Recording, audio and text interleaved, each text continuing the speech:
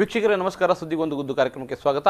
ನಾನು ಆರ್ಯ ಲೋಹಾನಿ. ಎಂದಿನಂತೆ ವಿಚಾರ ವಿಮರ್ಶೆ ಚರ್ಚೆಗೆ ಒಳಪಡುವ ಸುದ್ದಿಗಳನ್ನು ನಿಮ್ಮೆದುರು ಪ್ರಸ್ತುತಪಡಿಸ್ತೇನೆ. ಈಗ ಮಂಜೇಶ್ವರದಿಂದ ಒಂದು ಬ್ರೇಕಿಂಗ್ ವರದಿ ಬರ್ತಾ ಇದೆ. ಮಂಜೇಶ್ವರದಲ್ಲಿ ಅಪಘಾತ ಸಂಭವಿಸಿದೆ. ಅಪಘಾತದ ವರದಿಯತ್ತ ಒಂದು ಕಣ್ಣು ಹಾಯಿಸೋಣ. ಮಂಜೇಶ್ವರ ಸಮೀಪದ ಪಾಲಕ್ಕಾಡಿನಲ್ಲಿ ಮನೆ ಒಕ್ಕಲು ಸಮಾರಂಭ ಕಳೆದು ಊರಿಗೆ ಮರಳುತ್ತಿದ್ದ 18 ಮಂದಿ ಸಂಚರಿಸಿದ ತುಫಾನ್ ವಾಹನಕ್ಕೆ ರಾಷ್ಟ್ರೀಯ ಹೆದ್ದಾರಿ 66ರ ಉಪ್ಪಳದ ಸಮೀಪದ ನಯಾಬ್ ಬಜಾರ್ನಲ್ಲಿ ಎದುರಿನಿಂದ ಬರುತ್ತಿದ್ದ ಲಾರಿಯೊಂದು ಡಿಕ್ಕಿ ಹೊಡೆದು ಭೀಕರ ಅಪಘಾತ ಉಂಟಾಗಿದೆ. ಇದರಲ್ಲಿ ತುಫಾನ್ ವಾಹನದಲ್ಲಿದ್ದ 5 ಮಂದಿ ಸ್ಥಳದಲ್ಲಿ ದಾರುಣವಾಗಿ ಸಾವನ್ನಪ್ಪಿದ್ದಾರೆ. ಉಳಿದ 13 ಮಂದಿ ಗಂಭೀರಾವಸ್ಥೆಯಲ್ಲಿ ಆಸ್ಪತ್ರೆಗೆ ದಾಖಲಾಗಿದ್ದಾರೆ. ಸೋಮವಾರ ಬೆಳಗ್ಗೆ 6 ಗಂಟೆಗೆ ಈ ದುರ್ಘಟನೆ ಸಂಭವಿಸಿದೆ. ಮೃತರಲ್ಲಿ ಉಳ್ಳಾಳದ ಮುಖಚೇರಿ ನಿವಾಸಿಗಳಾದ ಇಮ್ತಿಯಾಜ್ ಅವರು 40 ವರ್ಷದ ಇಮ್ತಿಯಾಜ್, ಹಾಗೆ 41 ವರ್ಷದ ಮುಸ್ತಾಕ್, ತೋಂಬಿನಾಡು ನಿವಾಸಿಯಾದ 71 ವರ್ಷದ ಬಿ ಫಾತಿಮಾ, ಹಾಗೆ 30 ವರ್ಷದ ಅಸ್ಮಾ, ಕೆಸಿ ರೋಡಿನ ನಿವಾಸಿ ಅಜಿನಡ್ಕ ನಿವಾಸಿ 36 ವರ್ಷದ ನಸೀಮಾ ಇವರು ಮೃತರಲ್ಲಿ ಪ್ರಮುಖರಾಗಿದ್ದಾರೆ. ಹಾಗೆ ಗಾಯಗೊಂಡರ ಪೈಕಿ ಕೆಸಿ ರೋಡ್ ಅಜಿನಡ್ಕ ನಿವಾಸಿ 29 ವರ್ಷದ ಸೌದಾ, ಅವರ ಮಕ್ಕಳಾದ ಶಾಹೀದ್ 14 ವರ್ಷ ಇವರಿಗೆ, ಅಬ್ದುಲ್ ರೆಹಮಾನ್ 12 ವರ್ಷದ ಹುಡುಗ, ಹಾಗೆ 10 ವರ್ಷದ ನಾಸಿಫಾ, ಖದೀಜಾ ಅಮಲ್, ಹಾಗೆ 8 ವರ್ಷದ ಬಾಲಕಿ, ಆಬಿದ್ 6 ತಿಂಗಳದ ಹಸುಗೂಸು, ಹಾಗೆ 8 ವರ್ಷದ ಫವಾಜ್, 17 ವರ್ಷದ ಸಕೀನಾ, 6 ವರ್ಷದ ಅಮ್ಮಾರ್, 6 ವರ್ಷದ ಶಿಯಾ, ಹಾಗೂ 1 ವರ್ಷದ ಫಾತಿಮಾ, 7 ವರ್ಷದ ಸಲ್ಮಾನ್ ಫಾರಿಸ್, ಹಾಗೆ 8 ವರ್ಷದ ತಸಿಹಾ ಎಂಬುವರು ಗಂಭೀರವಾಗಿ ಗಾಯಗೊಂಡಿದ್ದಾರೆ. ಇವರೆಲ್ಲರೂ ಕೂಡ ಮಂಗಳೂರಿನ ಖಾಸಗಿ ಆಸ್ಪತ್ರೆಯಲ್ಲಿ ದಾಖಲಾಗಿ ಚಿಕಿತ್ಸೆ ಪಡೆಯುತ್ತಿದ್ದಾರೆ. ಅಪಘಾತದಲ್ಲಿ ಗಂಭೀರಾವಸ್ಥೆಯಲ್ಲಿ ಸೌದಾಳ ಹಿರಿಯ ಸಹೋದರಿ ರುಖಿಯಾ ಎಂಬುವರ ಪಾಲಕ್ಕಾಡಿನಲ್ಲಿರುವ ಮನೆ ಒಕ್ಕಲು ಕಾರ್ಯಕ್ರಮದಲ್ಲಿ ಪಾಲ್ಗೊಂಡು ಮರಳಿ ಊರಿಗೆ ಬರುತ್ತಿದ್ದ ದಾರಿ ಮಧ್ಯ ಈ ಅವಘಡ ಸಂಭವಿಸಿದೆ.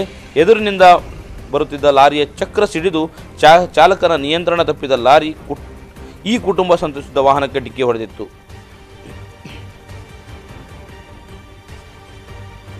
ಮೃತದೇಹಗಳನ್ನು ಮಂಗಲ್ಪಾಡಿ ಶವಾಗಾರದಲ್ಲಿ ಇಡಿಸಲಾಗಿದೆ. ಘಟನಾ ಸ್ಥಳಕ್ಕೆ ಉನ್ನತ ಅಧಿಕಾರಿಗಳು ಮತ್ತು ಜನಪ್ರತಿನಿಧಿಗಳು ಭೇಟಿ ನೀಡುತ್ತಾ ಇದ್ದಾರೆ.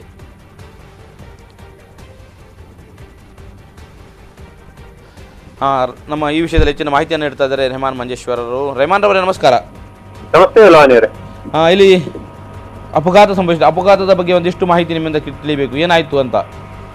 ಪಾಲಕ್ಕಾಡಿನಿಂದ ಮನೆ ಒಕ್ಕಲು ಸಮಾರಂಭ ಕಳೆದು ಊರಿಗೆ ಮರಳುತ್ತಿದ್ದ 18 ಮಂದಿ ಸಂಚರಿಸುತ್ತಿದ್ದ ತೂಫಾನ್ ವಾಹನಕ್ಕೆ ಎದುರಿನಿಂದ ಬಂದ ಲಾರಿಯ ಚಕ್ರ ಸಿಡಿದು ಚಾಲಕನ ನಿಯಂತ್ರಣ ತಪ್ಪಿ ಉಂಟಾದ ಅಪಘಾತದಲ್ಲಿ 5 ಮಂದಿ ಸ್ಥಳದಲ್ಲೇ ಸಾವನ್ನಪ್ಪಿ 13 ಮಂದಿ ಗಂಭೀರಾವಸ್ಥೆಯಲ್ಲಿ ಮಂಗಳೂರಿನ ಯೂನಿಟಿ ಹಾಸ್ಪಿಟಲ್ ದಾಖಲಾಗಿದ್ದಾರೆ. ಅದರಲ್ಲಿ ಉಳ್ಳಾಳದ ಮುಖಚೇರಿ ನಿವಾಸಿಗಳಾದ ಇಮ್ತಿಯಾಜ್ ಹಾಗೂ ಮುಸ್ತಾಕ್ ಮತ್ತು ತುಮನಾಡಿ ನಿವಾಸಿಗಳಾದ ಬಿ ಫಾತಿಮಾ, ಅಸ್ಮಾ ಹಾಗೂ ಕೆಸಿ ರೋಡ್ ಉಚ್ಚಿಲ ಅಜಿನಡ್ಕ ನಿವಾಸಿ ನಸೀಮಾ ಎಂಬುವರು ಸಾವನ್ನಪ್ಪಿದ್ದಾರೆ. ಬಾಕಿ ಉಳಿದ ಒಬ್ಬಳು ಮಹಿಳೆ ಹಾಗೂ 13 ಮಂದಿ ಮಕ್ಕಳು ಸಹಿತ ಈಗ ಮಂಗಳೂರು ಆಸ್ಪತ್ರೆಯಲ್ಲಿ ದಾಖಲಾಗಿದ್ದಾರೆ. ಈಗ ಅಪಘಾತಕ್ಕೆ ಕಾರಣ ಅಂದ್ರೆ ಇದು ಲಾರಿಯ ಟೈರ್ ಬ್ಲಾಸ್ಟ್ ಆಯಿತು ಅಂತ ಹೇಳ್ತಾ ಇದ್ದೀರಿ ನೀವು? ಹೌದೌದು, ಟೈರ್ ಬ್ಲಾಸ್ಟ್ ಆಗಿ ಸಂಭವಿಸಿತು. ಅಂದ್ರೆ ಅದು ಆ ಕ್ಷಣದಲ್ಲಿ ಲಾರಿ ಸ್ವಲ್ಪ ಮುಂದೆ ಸಂಚರಿಸಿದ್ದು ಹೋಗಿ ಡಿಕ್ಕಿ ಹೊಡೆದದ್ದು ಹೇಗೆ ಅಂತ ಏನು ಈ ವಿಷಯ? ಎದುರಿನಿಂದ ಆಗಮಿಸುತ್ತಿದ್ದ ಲಾರಿ ಇವರ ಚಕ್ರ ಸಿಡಿದ ಕೂಡಲೇ ಇವರ ವಾಹನಕ್ಕೆ ಡಿಕ್ಕಿ ಹೊಡೆದು ಅದು ಬದಿಗೆ ಸರಿದು ನಿಂತಿದೆ. ರಸ್ತೆಯ ಬದಿಗೆ ಸರಿದು ನಿಂತಿದೆ. ರಸ್ತೆಯ ಮಧ್ಯದಲ್ಲಿದ್ದ ವಾಹನಗಳನ್ನು ಊರಿನವರು ಮತ್ತು ಪೊಲೀಸ್ ಆಗಿದೆ ಅನ್ನೋದು ಸ್ಪಷ್ಟವಾಗಿ ಕಾಣ್ತಾ ಇದೆ ಇಲ್ಲಿ ನಮಗೆ. ಸ್ಪಷ್ಟವಾಗಿ ನುಜ್ಜುಗುಜ್ಜಾಗಿದೆ, ಸಂಪೂರ್ಣವಾಗಿ ನುಜ್ಜುಗುಜ್ಜಾಗಿದೆ. ನಡು ರಸ್ತೆಯಲ್ಲಿದ್ದ ವಾಹನವನ್ನು ಊರಿನವರು ಮತ್ತು ಪೊಲೀಸ್ನವರು ಸಾಹಸ ಪಟ್ಟು ಆ ಮಳೆಯಲ್ಲಿ ನೆಂದುಕೊಂಡೇ ಬದಿಗೆ ಸರಿಸಿಟ್ಟಿದ್ದಾರೆ. ಅದರ ನಂತರ ಅಲ್ಲಿ ವಾಹನ ಸಂಚಾರ ಸುಗಮಗೊಂಡಿದೆ. ಸೊ ಇಲ್ಲಿ ಅಪಘಾತ ಸಂಭವಿಸಿದ ಸಮಯ ಯಾವುದು, ಎಷ್ಟೊತ್ತಿಗೆ ಸಂಭವಿಸಿದೆ ಅಂತ? ಬೆಳಿಗ್ಗೆ 6:10 ಮಧ್ಯದಲ್ಲಿ. ಅಂದ್ರೆ ಇವರು ಅಂದ್ರೆ ಇದು ರಾತ್ರಿ ಅಲ್ಲಿ ಅಂದ್ರೆ ಕಾರ್ಯಕ್ರಮದಲ್ಲಿ ಭಾಗವಹಿಸಿದ್ರು ಅಂತ? ರಾತ್ರಿಯಲ್ಲಿ ಕಾರ್ಯಕ್ರಮ ಭಾಗವಹಿಸಿ ರಾತ್ರಿಯಿಂದಲೇ ಅಲ್ಲಿಂದ ಹೊರಟಿದ್ದಾರೆ. ಪಾಲಕ್ಕಾಡಿಂದ ಹೊರಟಿದ್ದಕ್ಕೆ ಇಲ್ಲಿಗೆ ತಲುಪಲಿಕ್ಕೆ ಸುಮಾರು 5-6 ತಾಸುಗಳು ಬೇಕಾಗ್ತದೆ. ಅಂದ್ರೆ ಬಹಳ ದೂರ ಕ್ರಮಿಸಿ ಇನ್ನೇನು ಮನೆಗೆ ಹತ್ತಿರ ಬರುವಾಗ ಈ ಅವಘಡ ಉಂಟಾಗಿದೆ. ಮನೆಗೆ 3 ಕಿಲೋಮೀಟರ್ ಸಮೀಪ ಇರುವಾಗಲೇ ಈ ದುರ್ಘಟನೆ ಸಂಭವಿಸಿದೆ. ದುರದೃಷ್ಟ ಅಂತ ಹೇಳ್ಬೋದು ಇದನ್ನ. ಹೌದೌದು.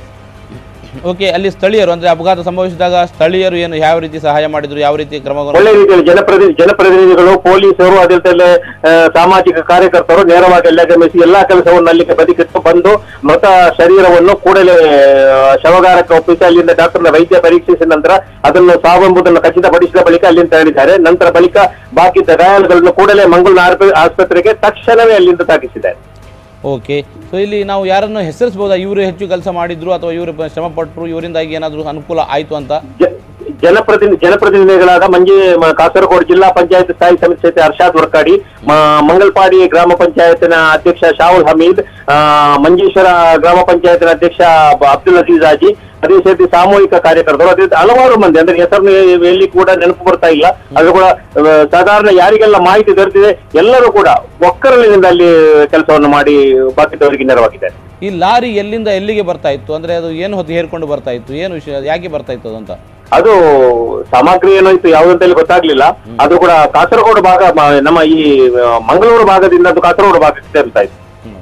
ಏನು ಅದರಲ್ಲಿ ಇತ್ತು ಅಂತ ಗೊತ್ತಿಲ್ಲ, ಏನು ಅಂತ ಸ್ಪಷ್ಟವಾಗಿ ಗೊತ್ತಾಗ್ಲಿಲ್ಲ. ಯಾಕಂದ್ರೆ ಲಾರಿಯಲ್ಲಿ ಇದ್ದವರ ಸ್ಥಿತಿ ಏನು, ಅಂದ್ರೆ ಅಲ್ಲಿ ಚಾಲಕ ಮತ್ತು ನಿರ್ವಾಹಕ ಇದ್ದಿರಬಹುದು, ಅವರ ಸ್ಥಿತಿ ಅವ್ರದ್ದು ಯಾವುದೇ ಮಾಹಿತಿ ಸಿಕ್ಕಿಲ್ಲ. ಆದ್ರೂ ಕೂಡ ಯಾವುದೇ ಗಾಯಗಳಲ್ಲಿ ಇಲ್ಲದಾಗಿ ಅಲ್ಲಿ ಅನಿಸ್ತಾ ಉಂಟು. ಯಾಕಂತಂದ್ರೆ ಯಾವುದು ಕೂಡ ಪೊಲೀಸ್ನವರಲ್ಲಾಗಲಿ ಅಲ್ಲಿ ಸ್ಥಳೀಯರಿಂದಾಗಲಿ ಯಾವುದೇ ಮಾಹಿತಿ ಇಲ್ಲ. ಅಲ್ಲೋ ಯಾರು ಪೆಟ್ಟು ಹಾಕ್ತಾರೋ, ಅಲ್ಲಿ ಗಲಭೆ ಆಗುದು ಬೇಡ ಅಂತ ಎಲ್ಲಿ ಪರಾರಿಯಾಗಿದ್ದಾರೋ ಯಾವುದೊಂದು ಖಚಿತವಾದ ಮಾಹಿತಿ ಲಭ್ಯವಾಗಿಲ್ಲ.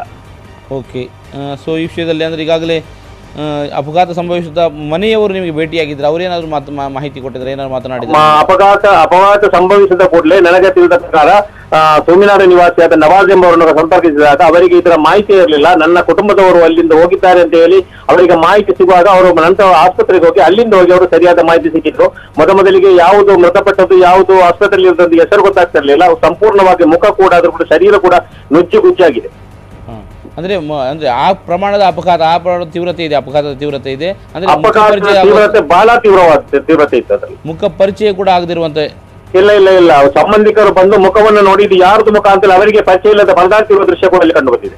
ಓಕೆ, ಹಾಗಿರುವಾಗ ಅಂದ್ರೆ ಟೋಟಲ್ ಅಂದ್ರೆ ಈ ಒಂದು ತುಫಾನ್ ವಾಹನದಲ್ಲಿ ಇಷ್ಟೊಂದು ಜನರು ಸೇರಿಸಿದ್ದು ಅಂದ್ರೆ ನಮಗೆ 13+5 ಅಂತ ಹೇಳಿದ್ರೆ 18 ಜನ.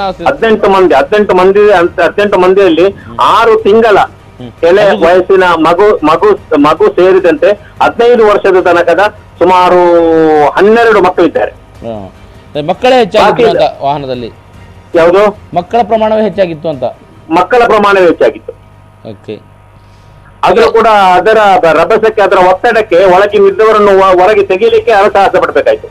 ಸರ್, ಎಷ್ಟೊತ್ತಿಗೆ ಅಂದ್ರೆ ಈಗ ಒಳಗೆ 6 ಗಂಟೆಗೆ ಅಪಘಾತ ಸಂಭವಿಸಿದೆ, ಆದ್ರೆ ಅವರೆಲ್ಲರನ್ನೂ ಹೊರಗೆ ತೆಗೆದು ಆಸ್ಪತ್ರೆಗೂ 6:45 ಒಳಗೆ ಎಲ್ಲರನ್ನು ಹೊರಗೆ ಆಸ್ಪತ್ರೆಗೆ ತಲುಪಿಸಾಗಿದೆ. ಹೌದು. ಓಕೆ, ಧನ್ಯವಾದ ನಿಮ್ಮ ಮಾಹಿತಿ ಕೊಟ್ಟದಕ್ಕಾಗಿ.